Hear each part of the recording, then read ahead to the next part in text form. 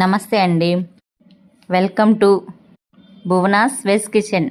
మనం ఈరోజు సాంబార్ పెట్టుకుందాం.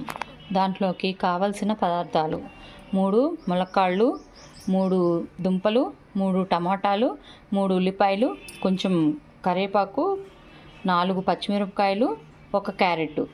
వీటినన్నిటికీ మనం ముక్కలు చేసుకుందాం. తర్వాత ఈ కొబ్బరి అల్లం ఉంది కదా, ఈ కొబ్బరి అల్లం మిక్సీ వేసుకొని పక్కన పెట్టుకుందాం. తర్వాత మనం కాస్త చింతపండు తీసుకోవాలి. మనం ఈ గిద్దతోటి 3 గిద్దలు పప్పు తీసుకుందాం. పప్పు తీసుకొని కుక్కర్లో 3 గిద్దలు పోసుకుందాం. పోసుకున్న తర్వాత ఇది బాగా శుభ్రంగా కడిగి 3 విజిల్స్ రానివ్వాలి. చింతపండు మనం ఇలా తడిపి పెట్టుకుందాం. ఇలాగా మనం ముందుగా గిన్నె తీసుకొని దాంట్లో కొంచెం నూనె వేసుకొని దాంట్లో కొంచెం జీలకర్ర, కొంచెం కరివేపాకు, ఎండుమిరపకాయలు వేసుకొని వాటిల్లో మనం అన్ని ముక్కలు వేసుకుందాం.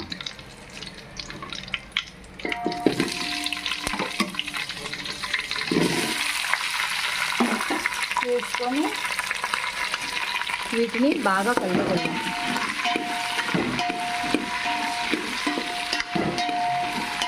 కలుపుకొని మూత పెట్టుకుందాం. తర్వాత మనం పప్పు ఉడికించుకొని ఇట్లా మెత్తగా ఉడికించుకోవాలి. ఉడికించుకొని తర్వాత చింతపండు రసం కలిపి ఉంచుకోవాలి. ఇలా మధ్యలో కలుపుకుంటూ ఉండాలి. తర్వాత మనం పప్పు వేసుకుందాం. మనం ఇలా పప్పు అంతా వేసుకొని కిందకి పైకి కలుపుకుందాం. తర్వాత ఒక 5 నిమిషాలు మూత పెట్టి ఉంచుకుందాం. తర్వాత దీంట్లోకి చింతపండు రసం పోసుకుందాం. మనము చింతపండు రసం ఇలా పోసిన తర్వాత ఇలా మొత్తం కలుపుకోవాలి. కలుపుకొని చిక్కగా ఉంది కాబట్టి ఇంకొంచెం నీళ్లు పోసుకుందాం.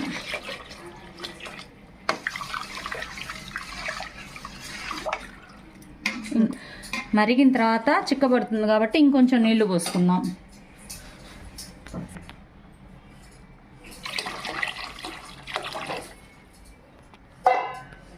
వీటినన్నిటికీ బాగా కలిపి మనం మూత పెట్టుకుందాం.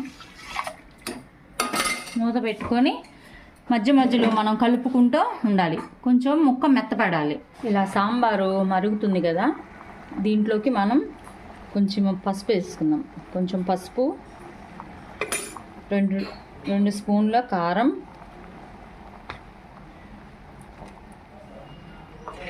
2 స్పూన్ల ఉప్పు. మన ఉప్పు తగ్గితే ఇంకొంచెం మళ్ళీ వేసుకుందాం. దీంట్లోకే అలానే కొంచెం బెల్లము వేసుకుంటే చాలా టేస్ట్గా ఉంటుంది. చింతపండు పులుపు ఉంటుంది కదా, అది కొంచెం విరిగినట్టు ఉంటుందన్నమాట కొంచెం బెల్లం వేసుకుంటే. తర్వాత మనం సాంబార్ పొడి వేసుకుందాం. కొంచెం సాంబార్ పొడి వేసుకుందాం. దీంట్లోకే మనం ముందుగానే కొబ్బరి అల్లం మిక్సీ వేసుకోవాలని చెప్పాం కదా, వాటిని కూడా వేసుకుందాం. ఇట్లా మెత్తగా వేసుకోవాలి. వేసుకొని బాగా కలుపుకొని ఒక 10 నిమిషాలు మరగనిచ్చుకుందాం. ఈ ముక్కలు బాగా ఉడికినాయి కాబట్టి మనం దీంట్లో తర్వాత తిరగమాత పెట్టుకుందాం.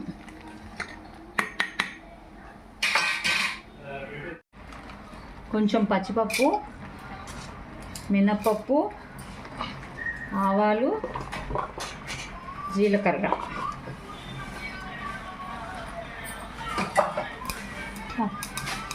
ఇవి మనం కొంచెం వేగిన తర్వాత కొంచెం కరివేపాకు,